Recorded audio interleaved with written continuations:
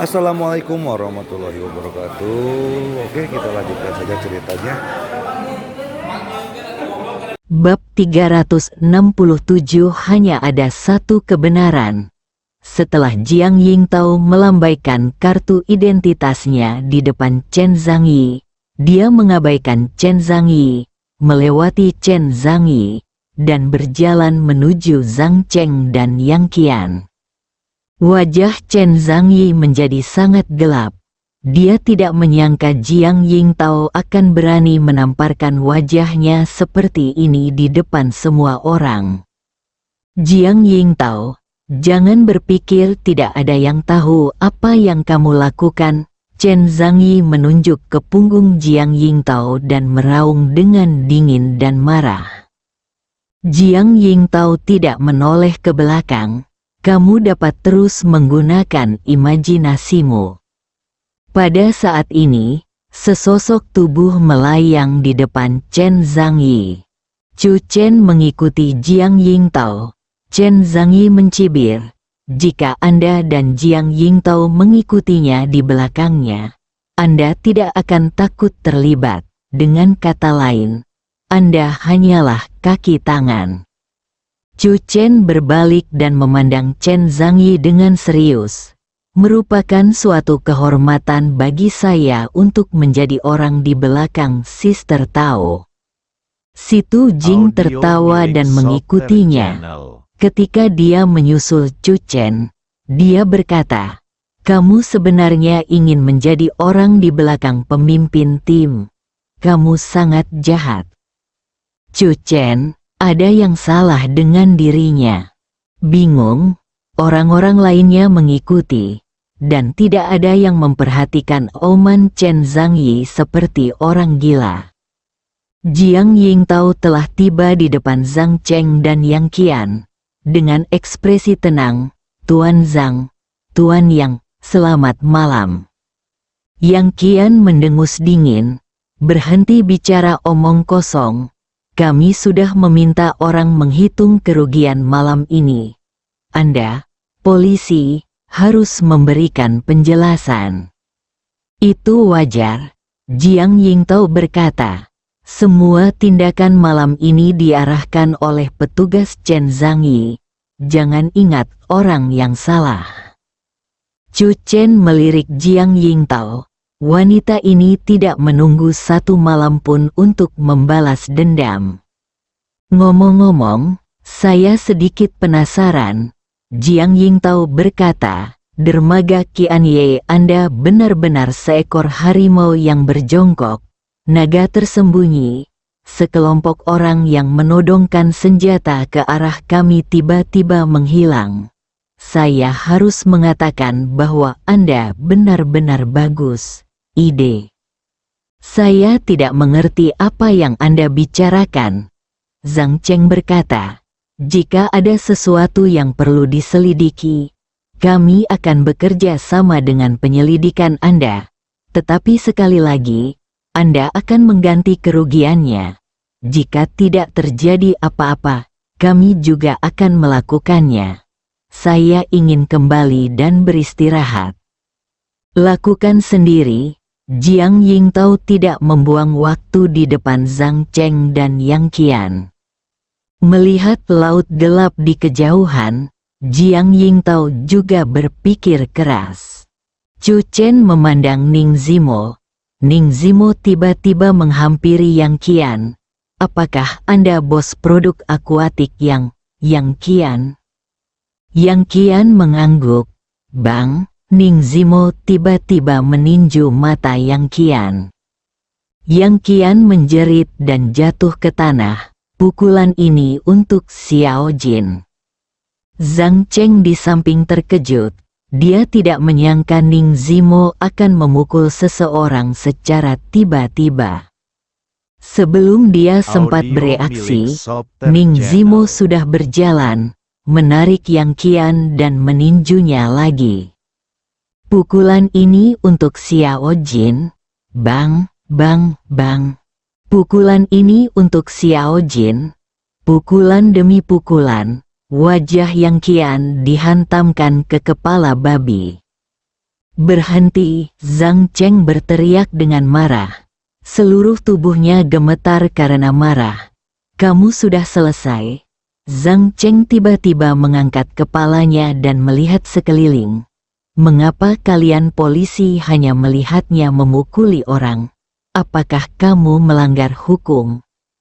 Ning Zimo dan Yang Qian dicurigai berkelahi. Sekarang mereka sudah terkendali. Saya akan menarik kedua belah pihak kembali dan menginterogasi mereka.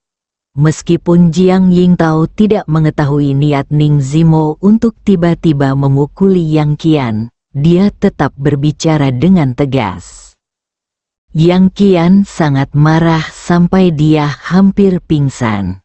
Bertarung, jelas sekali dia telah dipukuli. Dan setiap pukulan adalah kalimat yang sama. Hal ini membuat Yang Qian, yang memiliki gangguan obsesif-kompulsif, bahkan memiliki ide di benaknya, pukulan mana yang harus diubah di awal. Setiap pukulan ditujukan untuk Xiao Jin. Aku ingat kamu. Yang Qian menatap Ning Zimo dengan mata tajam. Jika bukan karena kejadian seperti ini, dia pasti akan membunuh Ning Zimo. Perhatian Chu Chen terfokus pada sekelilingnya. Saat ini, dia tidak bisa menahan diri untuk tidak berbisik. Kamu benar-benar bisa menjaga ketenanganmu. Apakah Anda curiga orang-orang mereka masih di dermaga? Jiang Yingtao bertanya dengan suara rendah. Tidak mengherankan jika hanya ada satu atau dua orang yang lolos dari blokade tim penyerang dan melarikan diri dari dermaga Qianye. Namun, setidaknya ada 20 atau 30 orang dari tentara bayaran, sabit hitam, yang muncul di dermaga Qianye. Malam ini, tidak mungkin begitu banyak orang meninggalkan dermaga Qianye sekaligus.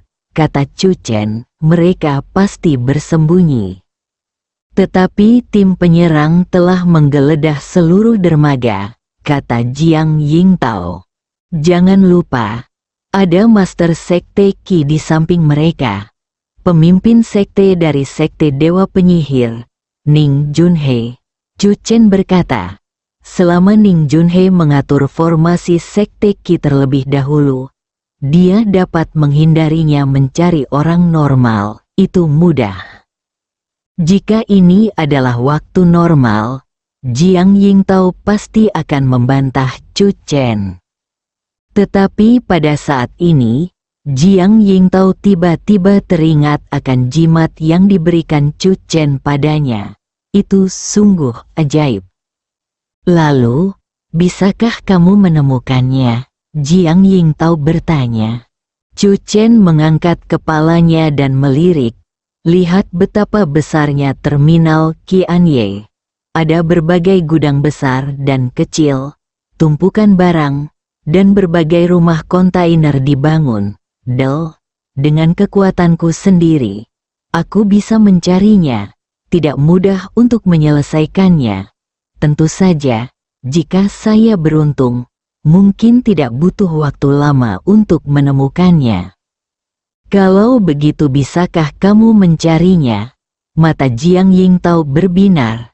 Meskipun tentara bayaran ini tidak akan membantu dalam kasus ini, jika kita menemukan bukti bahwa mereka muncul di dermaga Qianye, meskipun tidak dapat dibuktikan bahwa mereka ada hubungannya, bagi Zhang Cheng, mungkin saja Zhang Cheng tidak bisa lepas dari tanggung jawab secara terbuka, dan tindakan tim penyerang kita malam ini akan berhasil. Dari menyelesaikan kasus penyelundupan hingga menangani tentara bayaran di luar negeri, operasi malam ini gagal. Jiang Yingtao mencoba yang terbaik untuk menyelamatkan mukanya dalam situasi pertempuran khusus. Saya akan mencoba yang terbaik. Chu Chen berjalan ke satu sisi. Zhang Cheng dan Yang Qian melakukan kontak mata, dan keduanya tampak tenang dan tenang.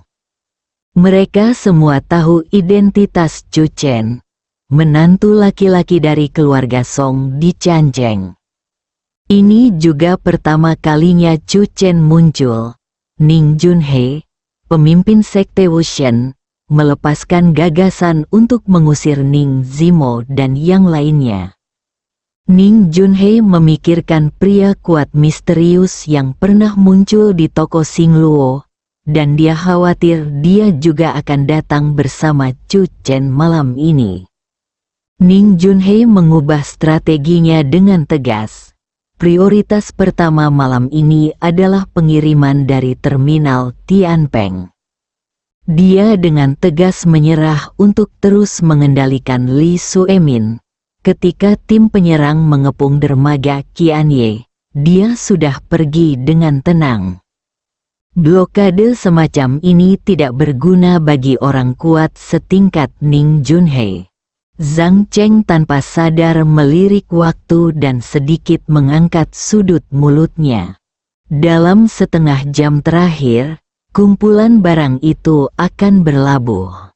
Yang Qian menahan rasa sakit yang parah akibat cederanya dan mengutamakan situasi secara keseluruhan. Chu Chen datang ke gudang, membuka pintu gudang dan masuk. Gudang itu penuh dengan barang. Chu Chen mengangkat kepalanya dan melirik, berbalik dan berjalan keluar. Tidak perlu mencari, Jiang Yingtao bertanya. Jika ada formasi di dalam, saya bisa merasakannya saat saya masuk, Chu Chen berkata sambil berjalan. Saudari Tao, apa pendapatmu tentang aksi malam ini? Jiang Yingtao merentangkan tangannya tanpa daya. Artinya jelas, apalagi yang bisa dilakukan? Temukan tentara bayaran sabit hitam dan dapatkan kembali martabat dalam pertempuran khusus, agar tidak gagal total. Saya punya firasat bahwa pihak lain membuat keributan besar malam ini, yang membuktikan bahwa kesepakatan mereka terjadi malam ini. Chu Chen membuka pintu gudang lagi, masuk dan keluar. Jiang Yingtao terkejut. Maksudmu, barang asli mereka belum sampai? Mungkin. Chu Chen mengeluarkan ponselnya dan melihatnya. Setelah tim penyerang mulai mengambil tindakan, sinyal yang diblokir di dermaga Qianye juga retak dan sinyalnya pulih. Chu Chen masih menunggu. Kartu truf terbesar di tangannya adalah Dao Zun Luoyun. Namun, wilayah laut ini diblokir oleh tim penyerang. Dalam situasi malam ini, bahkan jika mereka memiliki kesepakatan, mereka tidak bisa begitu berani dan mengambil risiko besar untuk membuat kesepakatan. Rubah tua itu penuh tipu muslihat dan bom asap satu demi satu, tapi pada akhirnya hanya ada satu kebenaran. Jiang Yingtao memandang Chu Chen dengan ragu. Kakak ipar, apakah kamu tahu sesuatu? Song Qiu tidak bisa menahan rasa penasarannya dan bertanya. Saat Chu Chen hendak menjawab, teleponnya mulai bergetar. Chu Chen melihatnya. Pesan yang dikirim oleh guru Tao Luoyun hanya berisi 4 kata. Dermaga Tianpeng. Chu Chen tersenyum. Kebenaran telah terungkap. Bab 368. Masa depan yang cerah. Beberapa orang tertegun sejenak.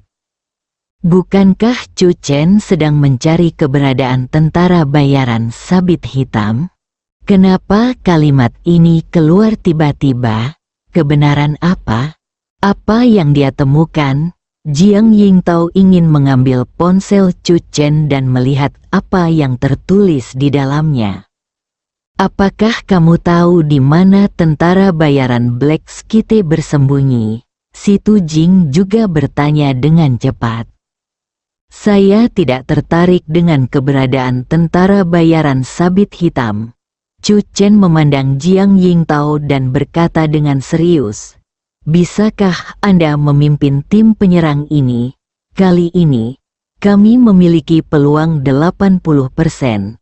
Setiap orang mendapatkan barang curian." "Apa?" seru Jiang Yingtao, menatap Chu Chen dengan tidak percaya. Dia telah mengikuti Chu Chen, tapi Chu Chen jelas tidak melakukan apapun. "Kakak ipar, benarkah?" Song Qiu juga bersemangat. Idenya sangat sederhana. "Saya telah mengatakan bahwa Ning Junhei tidak perlu menyembunyikan keberadaannya. Dia dapat berdiri bersama Zhang Cheng dan Yang Qian dengan arogan," Chu Chen berkata.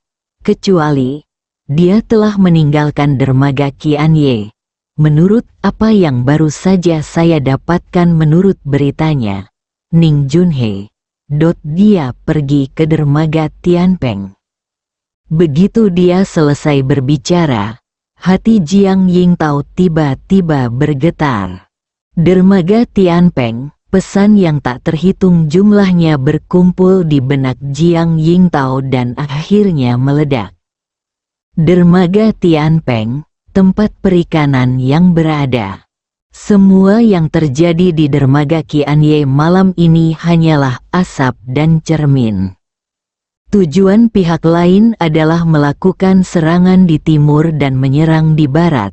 Semakin besar situasinya, semakin sedikit orang yang memperhatikan dermaga Tianpeng. Jika mereka memilih untuk berdagang di dermaga Tianpeng saat ini tanpa ada yang menyadarinya, itu akan menjadi peluang besar. Setelah hanya ragu-ragu selama beberapa detik, Jiang Yingtao keluar dengan tegas.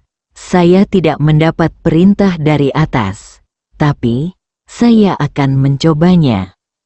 "Siapa pemimpin tim penyerang ini?" Jiang Yingtao bertanya. Seorang pria muda dengan mata tajam keluar dan berkata, "Pemimpin kelompok penyerang ke-9, Xiao Feng." Xiao Feng tidak tahu mengapa Jiang Yingtao tiba-tiba keluar untuk menanyakan pertanyaan ini. Tetapi suasana hati Xiao Feng sangat tidak senang malam ini. Setelah operasi kejutan yang sulit, dia dibodohi oleh orang lain, dan dia Audio ditakdirkan milik untuk Soper kembali Channel. tampaknya kesuksesan. "Apakah kamu percaya padaku?" Xiao Feng tertegun sejenak dan memandang Jiang Yingtao dengan ekspresi bingung. "Dermaga Tianpeng," Jiang Yingtao mengucapkan 4 kata. "Jika Anda percaya padaku, silakan hubungi tim penyerang dan segera berangkat." Mendengar ini, Xiao Feng hanya bisa mengerutkan kening. "Saya tidak menerima pesanan ini. Ini adalah berita yang baru saja saya terima. Tidak akan ada perintah dari atasan untuk saat ini." Jiang Yingtao berkata dengan tegas dan tenang. "Tidak perlu menunda tindakan. Jika gagal, kesalahan akan ditimpakan pada saya, Jiang Yingtao." Jiang Yingtao mengeluarkan kartu identitasnya dan berkata, "Pemimpin kelompok ke-9 dari Departemen Investigasi, Jiang Yingtao." Xiao Feng merenung sejenak, lalu mengangkat kepalanya dan tersenyum riang. "Demi kelompok ke-9, aku percaya padamu." Tim penyerang berangkat. Jinger, beritahu staf teknis untuk memblokir berita tentang dermaga Qianye lagi. Dan pada saat yang sama biarkan polisi di luar mengambil alih tim penyerang dan memblokir dermaga Qianye. Jiang Yingtao bertindak tegas dan segera berjalan ke Zhang Cheng dan Yang Qian tanpa ragu-ragu. Langsung melambaikan tangannya. "Ambil, ambil." Beberapa polisi berjalan dan memborgol Zhang Cheng dan Yang Qian. "Temukan gudang, jagalah, dan jangan biarkan siapapun masuk atau keluar." Zhang Cheng dan Yang Qian tercengang pada saat yang sama. "Apa yang kamu lakukan?" Saya ingin mengajukan keluhan terhadap Anda. Lepaskan aku. Kamu menganggap enteng nyawa manusia. Zhang Cheng dan Yang Qian dikurung di dalam gudang, dan mereka saling memandang. Perubahan mendadak ini membuat mereka berdua lengah, dan mereka merasa tidak nyaman. Apakah tidak akan terjadi apa-apa? Wajah Zhang Cheng menjadi pucat. Tidak mungkin. Yang Qian menggelengkan kepalanya. Tenang, ini juga merupakan taktik yang digunakan oleh polisi. Mereka tidak mau gagal malam ini dan hanya ingin menakut-nakuti kita. Semakin itu membuktikan bahwa mereka cemas. Setelah analisis Yang Qian, Zhang Cheng perlahan-lahan menjadi tenang. Tim penyerang mundur seperti air pasang, dan Jiang Yingtao serta rombongannya segera meninggalkan dermaga Qianye. Chen Zhangyi juga bingung, apa yang terjadi? Chen Zhangyi tahu bahwa Jiang Yingtao sedang mencari keberadaan tentara bayaran sabit hitam di mana-mana, jadi dia tidak mengganggunya. Dalam hati Chen Zhangyi, dia juga berharap Jiang Yingtao dapat menemukan tentara bayaran sabit hitam dan menyelamatkan mukanya sendiri. Tidak lama kemudian, Jiang Yingtao dan tim penyerang menutup dan pergi. Apa yang kamu lakukan? Teriak Chen Zhangyi, tetapi tidak ada yang memperhatikannya. Sebelum masuk ke dalam mobil, Chu Chen meminta Song Qiyu, Huang Fu dan Yu untuk tinggal. Setelah kita pergi, tentara bayaran Black Cam mungkin keluar. Kamu bertanggung jawab untuk menangani tentara bayaran Black Cam. Chu Chen menepuk bahu Song Qiyu. Xiao Qiyu, ini adalah kesempatan untuk bertarung dengan pasukan asing. Kamu harus melakukannya, rebutlah. Tapi, ingatlah untuk berhati-hati, senjata di tangan orang-orang yang putus asa ini bukanlah mainan. Mata Song Qiyu bersinar dengan kegembiraan yang luar biasa, dan dia mengangguk dengan berat. Jangan khawatir, kakak ipar, saya pasti akan menyelesaikan misinya. Mobil itu melaju dengan kecepatan kilat, target. Dermaga Tianpeng. Di dalam mobil, Chu Chen memandang Jiang Yingtao dengan kagum. Rangkaian operasi Jiang Yingtao barusan membuat Chu Chen semakin terkesan padanya. Saudari Tao, apakah kamu tidak takut informasiku salah? Jika itu salah, aku hanya bisa mengikutimu di masa depan. Dia telah mempertaruhkan masa depannya dalam operasi khusus. Jika operasinya gagal lagi, Jiang Yingtao harus memikul semua tanggung jawab. Jangan khawatir, pencapaian besar ini ditakdirkan untuk menjadi milikmu. Ekspresi Chu Chen menunjukkan keyakinan. Dengan Tao Luoyun mengawasi Sungai Ningjun secara diam-diam, selama kapal berlabuh dan kesepakatan dikonfirmasi, barang curian pasti akan ada, dicuri, dan menang. Jiang Yingtao melirik Chu Chen. Dia sangat ingin tahu bagaimana Chu Chen mengetahui tentang dermaga Tianpeng. Jika berita itu benar, maka pilihan paling bijak yang dia buat dalam seluruh proses penyelesaian kasus ini adalah bekerja sama dengan Chu Chen. Dermaga Tianpeng, angin laut menderu-deru. Ning Junhei berdiri di dermaga, memandangi laut di kejauhan, merasa santai dan bahagia. Masih ada 10 menit sampai kapal berlabuh. Semua yang terbaik. Yang paling penting adalah kamu juga bisa membodohi polisi dan Chu Chen hingga membuat kekacauan. Ning Junhei mau tidak mau ingin menyanyikan sebuah lagu untuk mengekspresikan kebahagiaannya. Waktu berlalu menit demi menit, segera, Kapal-kapal terlihat di Sungai Ningjun, dan sebuah kapal besar perlahan-lahan merapat. Ning Junhei melambaikan tangannya, dan segera, pria berbaju hitam bergegas mendekat satu demi satu. Ini adalah anggota tim tempur yang diam-diam dilatih oleh Ning Junhei. Ning Junhei tidak lagi memiliki sekte Wushen. Di kapal besar, seorang pria paruh baya melompat turun, berjalan menuju Ning Junhei dengan senyuman di wajahnya. Tanpa diduga, Master Klan Ning lah yang datang untuk mengambil barang secara langsung. Tuan Pang merasa sangat tersanjung. Pang Qimai, seorang jenderal yang telah mengikuti Zhang Cheng sepanjang tahun, disukai oleh Zhang Cheng dan memperoleh banyak kekayaan setelah mengikuti Zhang Cheng. Setelah kembali dari perjalanan ini, dia berhasil mendapatkan komisi yang cukup besar. Pang Qimai dan Ning Junhei berpegangan tangan, dan keduanya menunjukkan senyuman diam-diam. Segera, orang-orang lain di kapal besar itu turun. Kualitas angkatan ini sangat bagus, dan 70% di antaranya adalah anak muda berusia belasan dan 20-an. Pang Qimai berkata sambil tersenyum, tentu saja, pasti akan ada beberapa orang tua dan anak-anak. Tuan Ning, tolong jangan keberatan.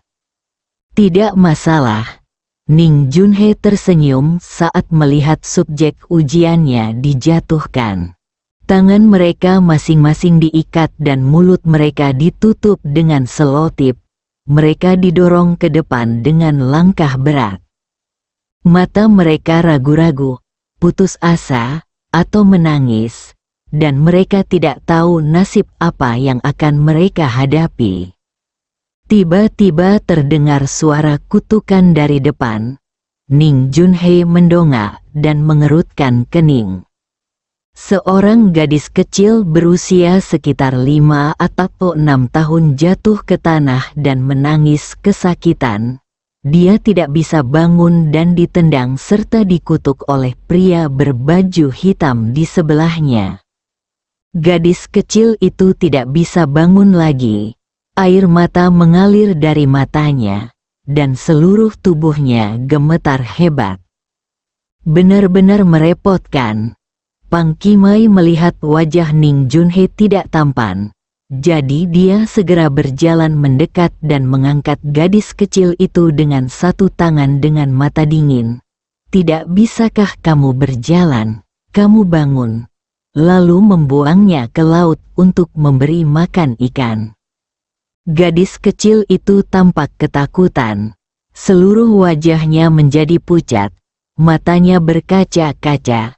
Tubuh mudanya berusaha mati-matian untuk meronta, namun tidak berhasil. Pang Qimai sepertinya tidak hanya mencoba menakut-nakuti gadis itu.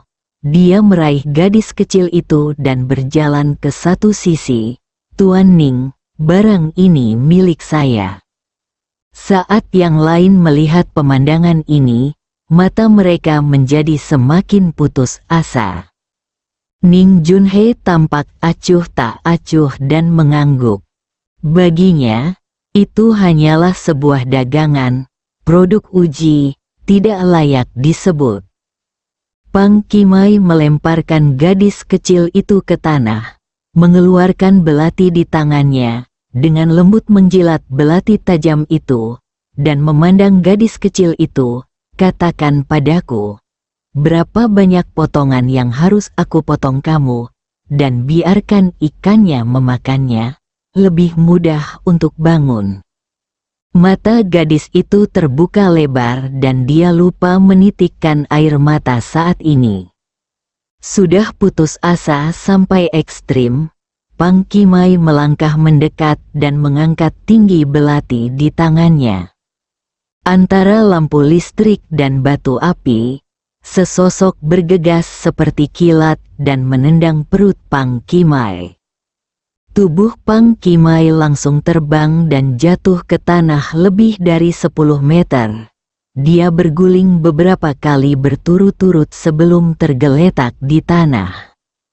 Dasar bajingan, Chu Chen mengambil belati di tanah.